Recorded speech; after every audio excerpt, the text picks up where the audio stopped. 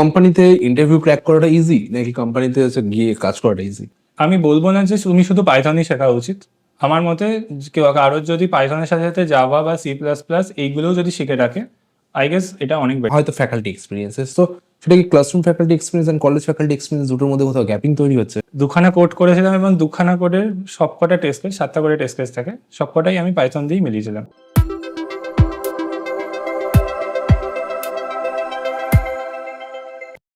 Hello, welcome to classroom podcast show. And আজকে আমাদের সাথে আছে রাজশ্রী। রাজশ্রী কারেন্টলি হচ্ছে এই মুহূর্তে কোথায় আছে রাজশ্রী? TCS। টিসিএস, ওকে। সো রাজশ্রীর ক্ষেত্রে হচ্ছে রাজশ্রী টিসিএস এ রয়েছে 2024 সালে পাস আউট, এন্ড রাজশ্রীর ক্ষেত্রে টিসিএস এর প্রাইম ক্র্যাক করেছিল। তো রাজশ্রীর কাছ থেকে পুরো স্টোরিটা আজকে আমরা জানবো যে এক্স্যাক্টলি দেন তোমার ক্ষেত্রে কোন কলেজ ছিল এন্ড কোন ডিপার্টমেন্ট? ওকে, আমি এসছি একাডেমি অফ টেকনোলজি আদিসত্তরগ্রাম। Okay. এখান থেকে আমার electrical and electronics engineering, that is triple E. After AEI, triple E is the new introduce batch. সেখান থেকে ইলেকট্রিক্যাল ব্রাঞ্চ, একটা কোর ব্রাঞ্চ, এবং সেখান থেকে আমি আস্তে আস্তে নিজেকে আপডেট করেছি অনেক জায়গাতে। প্রথম অবশ্যই ভালো লাগতো না এইসব কোডিং বা সামথিং, বাট সেকেন্ড ইয়ারে তোমার সাথে তোমার এখানে ভর্তি হই। আফটার দ্যাট সেকেন্ড ইয়ারে ভর্তি হও, মানে ফার্স্ট ইয়ারের ক্ষেত্রে হচ্ছে তোমার কলেজে কোনো প্রোগ্রামিং ল্যাঙ্গুয়েজ ছিল? প্রোগ্রামিং ল্যাঙ্গুয়েজ বলতে প্রোগ্রামিং ল্যাঙ্গুয়েজ প্রোগ্রামিং ল্যাঙ্গুয়েজ হ্যাঁ, সি ছিল। সি ছিল, রাইট। এন্ড সেক্ষেত্রে কি তুমি এক্সট্রা কোনো কম্পিটিটিভ প্ল্যাটফর্ম সেরকম কিছু করেছিলে নাকি কলেজে? আমি কোনো ওই সময় আমার কোনো ইচ্ছাই ছিল না যে এই লাইনে যাই বা এরকম সামথিং, সেরকম মানে কোনো ডিসিশনই ছিলাম না যে কি করব বা কি করা উচিত, সেই সম্পর্কে আমি ওয়াকিবহালই ছিলাম না। এখনকার দিনে অনেকে গাইডেন্স পেয়ে থাকে, বা আমাকে সেই সময় গাইডেন্স দেওয়ার মতো সেরকম সিনিয়র বা কেউ ছিল না। ওকে। অনেকেই বলতো যে এমটেক করো, এমটেক করলে ভালো এসে আসবে বা এরকম সামথিং, বাট আমার কাছে সেটা কোনো অপশন ছিল না। দেন তুমি হচ্ছে সেকেন্ড ইয়ার থেকে আর সেকেন্ড সেমিস্টার থেকে? সেকেন্ড ইয়ার থেকে। সেকেন্ড ইয়ার থেকে দেন তুমি ক্লাসরুমের সম্পর্কে কোথা থেকে জানতে পারলে? সেকেন্ড ইয়ার থেকে আমি আমার একটা বন্ধু থেকে জানতে পেরেছিলাম, সে সিনিয়র ছিল, তো সেই আচ্ছা। কলেজে যে ক্লাসরুম, ছাত্রদের সাথে। ওকে। ক্লাসরুম থেকে তুমি কি কি জিনিস শিখেছিলে তখন?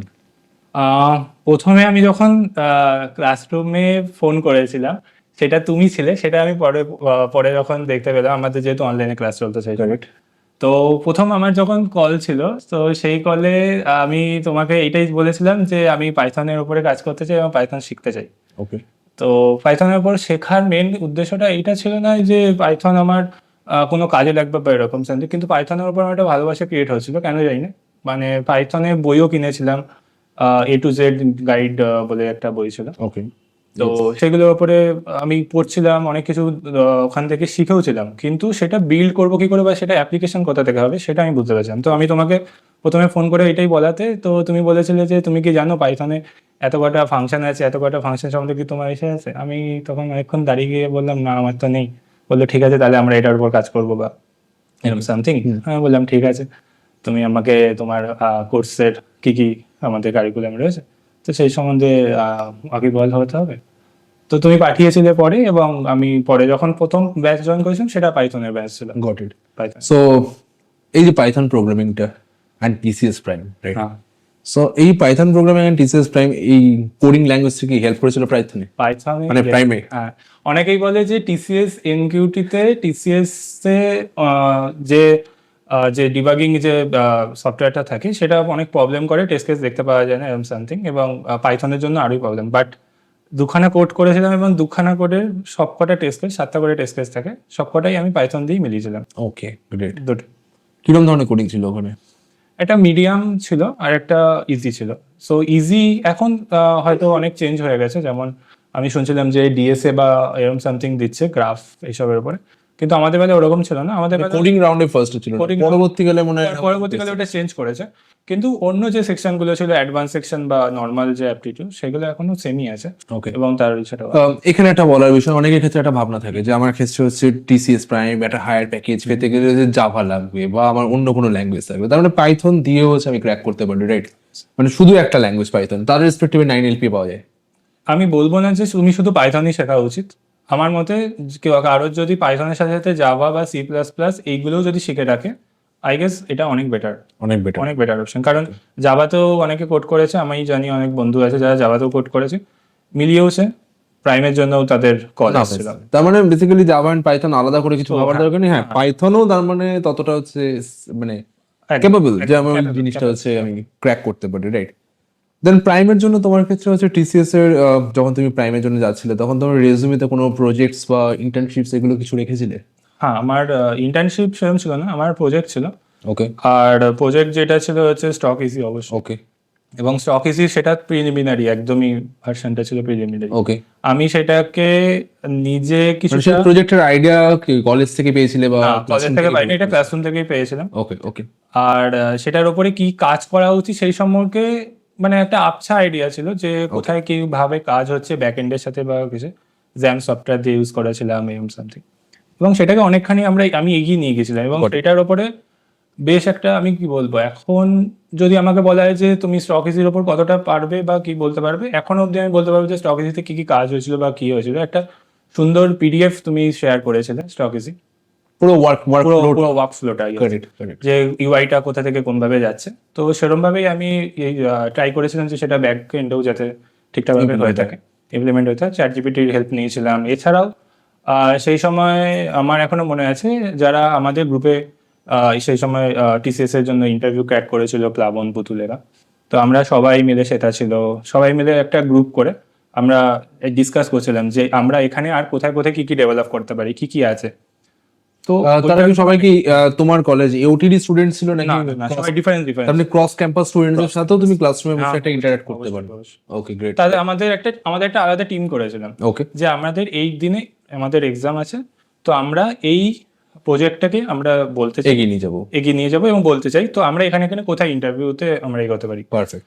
তো প্লাবন এবং পুতুল যারা দুজন ছিল, ওরা হচ্ছে ইউআই সম্পর্কে ওদের একটা বেশ ভালো নলেজ ছিল, তো তারা এই সম্পর্কে আমাকে অনেকটাই ওয়াকিবহাল করেছিল, পারফেক্ট। যে এখানে আমরা জেএস এখানে অ্যাড করতে পারি বা এটা সম্পর্কে। আমি স্প্রিং বুটের এই সাইটটা আমি এটা চ্যাটজিপিটি থেকে দেখেছিলাম, এছাড়াও জিএফজি বা আরো যেগুলো আছে সেখান থেকে করে নিজের মতো করে বানানোর চেষ্টা করেছিলাম। ওকে। তো সেইটা থেকে আমি ওখানে দেখানোর চেষ্টা করেছি যে আমি কতটা ওইটার সাথে এটা কানেক্ট করতে পারছি, বা আমার একটা ওভারভিউ কতটা আসছে।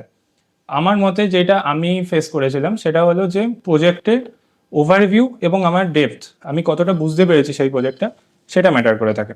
ওকে। সো নেক্সট কোয়েশ্চেন, কোম্পানিতে ইন্টারভিউ ক্র্যাক করাটা ইজি নাকি কোম্পানিতে গিয়ে কাজ করাটা ইজি? কোম্পানিতে ইন্টারভিউ ক্র্যাক করাটা অনেক ইজি। অনেক ইজি রাদার কোম্পানিতে কাজ করাটা। এখন কোন ডোমেনে কাজ করছো? আমার এখন পুরোটাই ফুল স্ট্যাক ডেভেলপমেন্ট। ওকে, দেন টেক স্ট্যাক ফুল স্ট্যাকের মধ্যে? ওকে, আমি এই মুহূর্তে আপাতত আমার যে প্রজেক্টে আমি কাজ করছি সেই প্রজেক্টে আমি ইউআই ডেভেলপমেন্টে আছি, মানে means front end. Okay. But আমাকে প্রাইমারিলি এখন ফ্রন্ট এন্ডের জন্য দেওয়া হয়েছে, বাট পরবর্তীকালে সেটাকে এপিআই ডোমেনেও চেঞ্জ করা হবে। মিনস আমাকে ইউআই এবং এপিআই ফর বোথ এন্ডে আমাকে কাজ করতে হবে। ওকে, got it.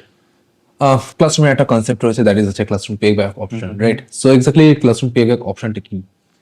Classroom pay back option বলতে, ক্লাসরুম আমাদের যারা স্টুডেন্ট আছে, যে সমস্ত স্টুডেন্টরা পড়ছেও, তাদের জন্য কিছু কিছু প্রোডাক্ট আমরা তৈরি করছি, যেমন হচ্ছে অ্যাপটিটিউড বা ভার্বাল বা রিজনিং, যেটা আগের বারে বা কোড টু ক্র্যাকের বিভিন্ন ধরনের কোর্স আমরা কারিকুলাম নিজেরা তৈরি করছি। তার জন্য ক্লাসরুম আমাদের কিছু পেও করে, এবং সেইগুলো হয় সিনিয়ররা করে থাকে, নয় জুনিয়র যারা আছে তারাও করে থাকছে। বা এখন যে সমস্ত আমরা যে হ্যাকাথন করছি বা ক্লাসরুমে, সেই যে আইডিয়াগুলো আসছে বা সেগুলো কিভাবে ম্যানিপুলেট করা উচিত বা কি, সেই বিষয়ে একটা সুন্দর একটা আইডিয়া আছে।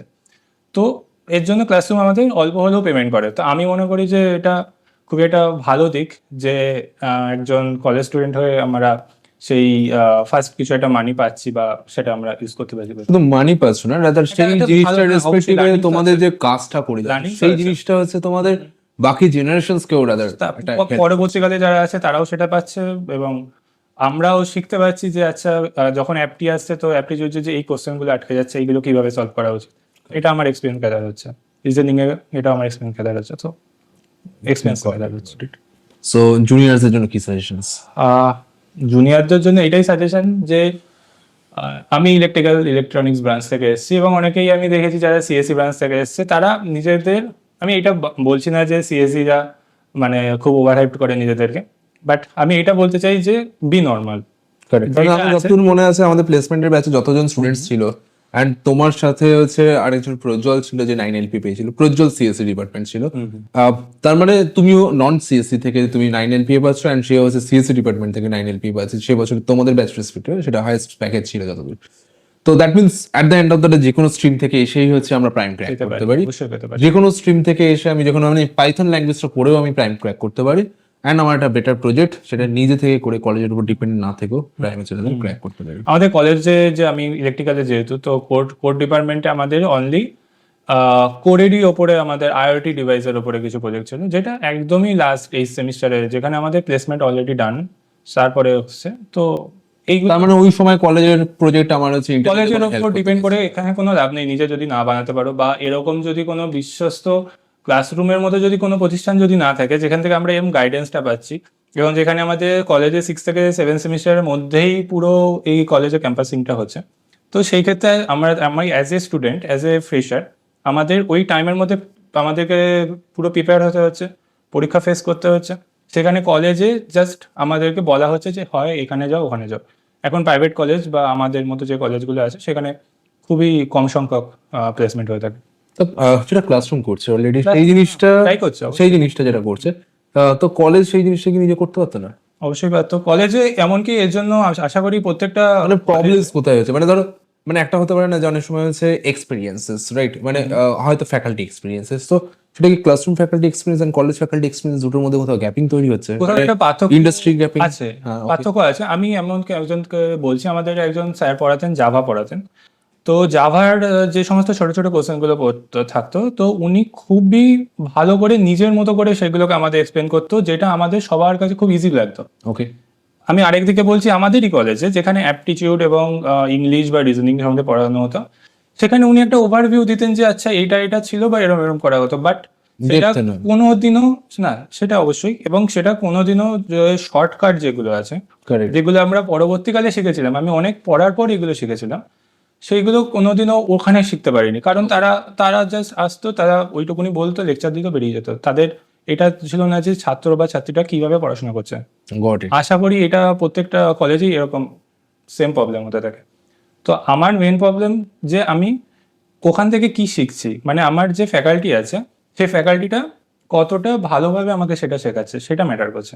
তো সেটা কি ক্লাসরুমে এসে অবশ্যই সর্ট আউট হচ্ছে? ক্লাসরুমে এটা কেন হচ্ছে? ক্লাসরুমে শর্ট আউট হওয়ার মেন কারণ হচ্ছে যে তুমি যখন পড়াচ্ছ, তুমি ওখানে অনেক কলেজের মধ্যে এখানে 500-600 জন স্টুডেন্ট নেই, এখানে 30 জন 50 জন স্টুডেন্ট আছে, বা একটা ব্যাচে 20 জন স্টুডেন্ট আছে। সেক্ষেত্রে তোমার প্রত্যেকজনের ইন্ডিভিজুয়ালি তোমার দেখা সহজ হচ্ছে, যে এই ছেলেটা বা এই মেয়েটা কিরমভাবে কাজ করেছে বা কি কাজ করছে, এর প্রগ্রেসটা কতটা। তুমি যখন প্রগ্রেস দেখছো যে আচ্ছা এ একটুখানি হয়তো পিছিয়ে গেছে, তুমি তাকে জোর দিচ্ছ যে আমি এই কাজটা করাবো, বা এইটা করছো বা এটা করছো, বকা দিচ্ছ বা যা হচ্ছে হচ্ছে, হওয়ার পরে সে অনেকটা এগোচ্ছে। তো এই জিনিসটা কলেজে কোথাও যেন নেই, বা সেটা সেটা সেটা ওভারলুক হয়ে যাচ্ছে। যেটা আমি মনে করি যে কলেজ যে 10,000 টাকা নেয়, একটা এক্সট্রা মানি নেয়, প্রত্যেকটা কলেজই হয়তো নেয়, second semester, fourth semester and something. তারা বলে যে টেকনিক্যাল ডেভেলপমেন্ট করা হয়ে থাকবে, বাট টেকনিক্যাল Lasting ডেভেলপমেন্ট কিছু না। কিছুই হয় না, সেটা 10,000 টাকা ফালতু চলে যায়। Got it, got it. Okay, so last junior suggestions. Junior suggestion এইটাই বলবো, যে তুমি যে ব্রাঞ্চ থেকেই হয়ে থাকো না কেন, সেইটা নিয়ে কোনো ভয় নেই যে তুমি কোন ব্রাঞ্চ থেকে এসেছো। কিন্তু আমার মতে এইটাই যে কিরমভাবে এক্সাম হবে, সেটা টিসিএসই হোক বা কগনিশনই হোক বা ক্যাপজিমিনি হোক, সেই সিলেবাসটা ফলো করা উচিত। কারেক্ট। এবং সেই সিলেবাস ফলো করার আগে আমার কোথাও একটা গাইডেন্স দরকার। সেই গাইডেন্সটা যত তাড়াতাড়ি আমি পাবো, আমি মনে করি তত তাড়াতাড়ি আমি নিজে প্রিপেয়ার হতে পারবো। বিকজ এখন আইটির বাজারে কতজন ক্যান্ডিডেট সেই জায়গাটা যেতে পারবে বা কত কোম্পানি আসবে, সেটা কলেজও জানে না, বা আমরাও জানি না ভবিষ্যতে কি হতে চলেছে। তো নিজেকে এখন থেকে আস্তে আস্তে প্রিপেয়ার হওয়াটা অনেক বেটার করে। এন্ড যে প্রিপেয়ার হবে সেটা হচ্ছে 2-3 বছর অ্যাহেড, মানে 2-3 বছর হচ্ছে আগে যেটা আসতে চলেছে সেই অবশ্যই হিসাবে। আগে হতো যে 5th সেমিস্টারে অনেকে পড়া শুরু করতো, ভাবতো যে 7th এর মধ্যে হয়ে যাবে, বাট এখন সেই দিন নেই। এখন আমাকে অন্তত সেকেন্ড সেমিস্টার থেকে শুরু করতে হবে, বা থার্ড সেমিস্টার থেকে শুরু করতে হবে, কারেক্ট। দিয়ে তারপরে আস্তে আস্তে এগোতে হবে। যে এখন পুরো এক্সাম যে রুলটা বা যে প্যাটার্নটা কোশ্চেনের, সেটা সম্পূর্ণভাবে চেঞ্জ হয়ে যাচ্ছে, আরো চেঞ্জ হবে পরবর্তীকালে। Got it. তো সেটা জন্য তাকে রেডি থাকতেই হবে। So thank you Rajshree for joining this podcast. And আশা করি যেভাবে হচ্ছে ক্লাসরুমের পাশে আছো, যেভাবে ক্লাসরুমের সাথে আছো, আশা করি আগামী দিনেও যে কোনো সময় ডাকলে হচ্ছে পাওয়া যাবে। অ্যান্ড তোমার যে এক্সপিরিয়েন্স, যেটা তুমি এখন টিসিএস এ আছো, প্রাইমে ক্র্যাক করে টিসিএস এ গেছো, তোমার যে ইন্ডাস্ট্রি এক্সপিরিয়েন্স, যদি কখনো মনে হয় যে এক্স্যাক্টলি তোমার পার্টিকুলার ভয়েস সেই ভয়েসটা আমাদের বেঙ্গলি স্টুডেন্টসের কোনোভাবে হেল্প করবে। So always welcome thank you classroom podcast show. Thank you so thank you Rajashree. you. Thank you.